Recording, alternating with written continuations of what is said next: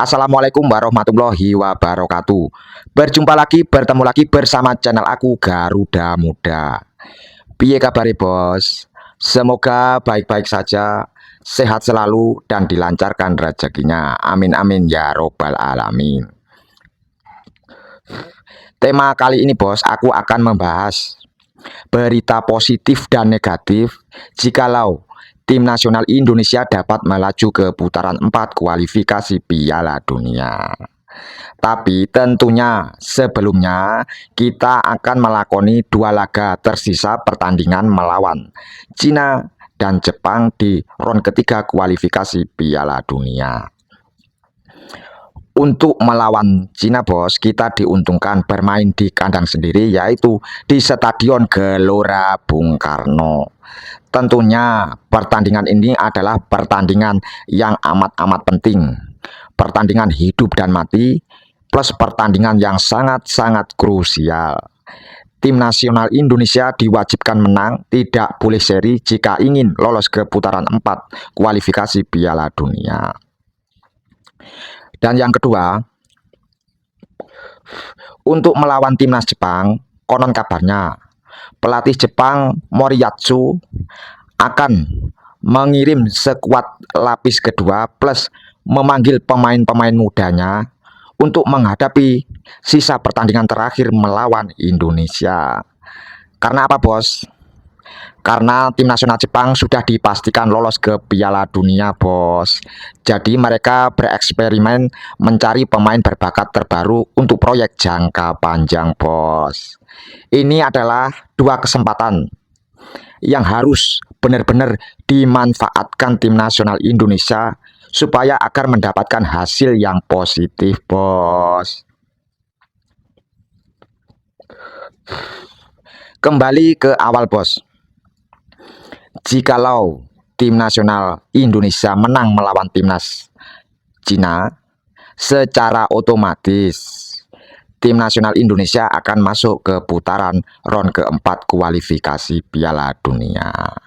Di putaran keempat itu dihuni tim-tim yang mendapat peringkat ketiga dan keempat dari hasil 3 grup ronde ketiga kualifikasi Piala Dunia bos. Tentunya pasti ada 6 tim bos, 6 negara bos. Dan rata-rata kemungkinan besar yang lolos putaran keempat itu adalah tim dari Timur Tengah bos. 1. Arab Saudi, 2. Qatar, 3. Irak, 4. Oman, 5. Uni Emirat Arab, dan ke-6 Indonesia bos. Untuk masalah pertandingan, AFC mengeluarkan aturan terbaru bos. Pertandingan di putaran keempat itu tidak memakai sistem home away, tidak memakai sistem di tempat netral, melainkan negara yang mendapat poin tertinggi, 2 negara tentunya bos, akan menjadi tuan rumah bos. Itu sangat-sangat merugikan tim nasional Indonesia bos. Karena apa? Tim nasional Indonesia mendapatkan poin yang terendah bos. Ada, ini berbahaya bos.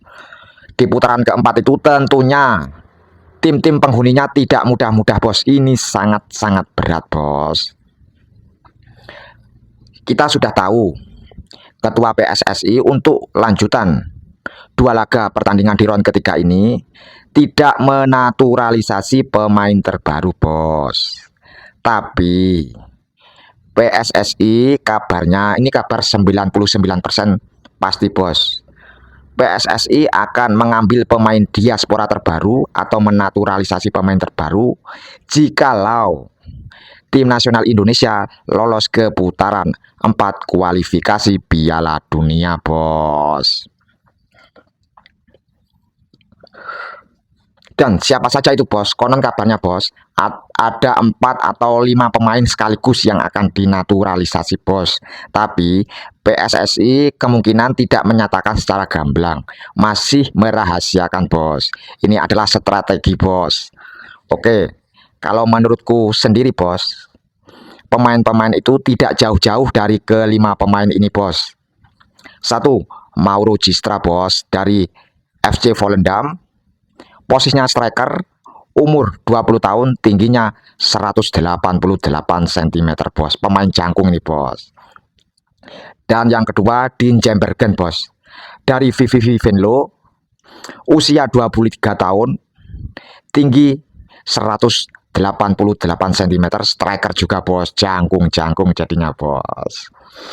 Dan yang ketiga, bos, Miliano Jonathan. Dari FC Utrecht, umur 21 tahun, tingginya 17,5 cm, bos. Yang keempat, bos, back, bos, ini, bos, pemain belakang, Tristan Goyer. Dari Pexwell, umur 20 tahun, tinggi 18,5 cm, bos. Dan yang kelima, bos, yang tidak asing lagi, bos, pemain A1, bos, yaitu Pascal Struijk, bos. Dari Leeds United, usia 25 tahun, tinggi 190 cm, bos. Tentunya pemain-pemain ini akan menambah ketebalan atau lapis kedua, bahkan menjadi tim utama untuk tim nasional Indonesia, bos. Untuk Pascal Struijk sendiri, ini belum dipastikan, bos. Karena apa, bos? Ya kita tahu sendirilah, pemain ini adalah pemain A1, bos. Mungkin pemain ini masih meragukan tim nasional Indonesia, bos. Dan mungkin pemain ini masih mengharapkan jikalau timnas Belanda memanggilnya, bos. Oke, kita lupakan saja, bos. Kita bahas untuk keempat pemain tadi, bos. Keempat pemain tadi yaitu Mauro Gista, Dean Jembergen, Miliano Jonathan, dan Tristan Goyer itu selain bisa memperkuat timnas senior, tapi juga bisa dimanfaatkan di timnas U23, bos, di bawah asuhan Gerard Van Hangbek, bos, yang akan melakoni kompetisi yang sangat padat bulan-bulan depan, bos, yaitu Piala AFF dan kualifikasi Piala Asia, bos. Oke, bos, kita lupakan tentang timnas U23 terlebih dahulu. Jadi kita bahas yang utamanya dulu, bos. Untuk melaju ke putaran keempat kualifikasi Piala Dunia, bos, ini akan menjadi 2 grup dari 6 negara ini, bos. Aturan FIFA memisah menjadi 2 grup, dan hanya sang juara grup lah yang akan mendapat tiket melaju ke Piala Dunia, bos. Ini tidak mudah, bosku. Kita doakan saja yang terbaik, bos. Tapi kan putaran keempat itu kemungkinan besar akan dilaksanakan di bulan Oktober, bos.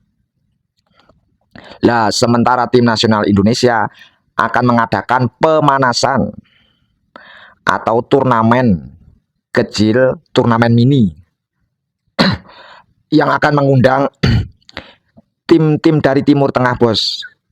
Pak Erick Thohir sendiri menyatakan kemungkinan besar adalah Lebanon, Kuwait, plus tambahannya adalah Malaysia, bos. Kalau untuk Malaysia itu aku kurang setuju, bos. Karena apa?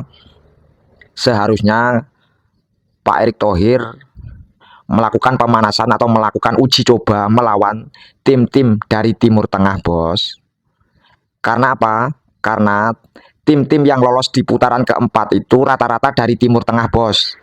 Jadi menurutku hampir dipastikan permainan mereka tidak jauh-jauh dari permainan Timur Tengah, bos. Tentunya itu, bos.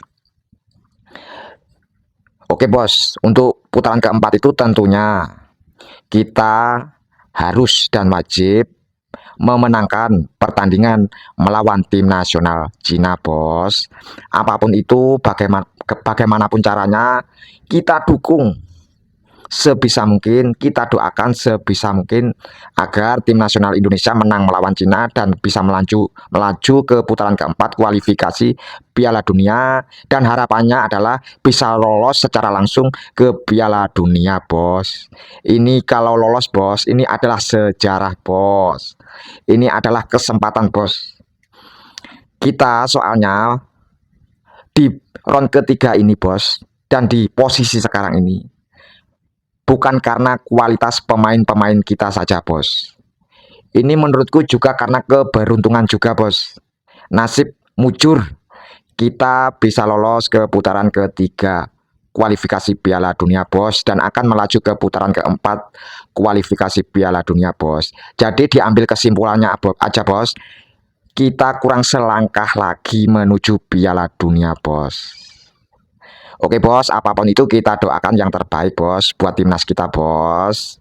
Oke, demikian dulu video dari aku tentang negatif dan positif jikalau tim nasional Indonesia melaju ke putaran 4 kualifikasi Piala Dunia. Terima kasih, salam berjumpa lagi dan salam bertemu lagi, salam olahraga. Bye-bye, mantap.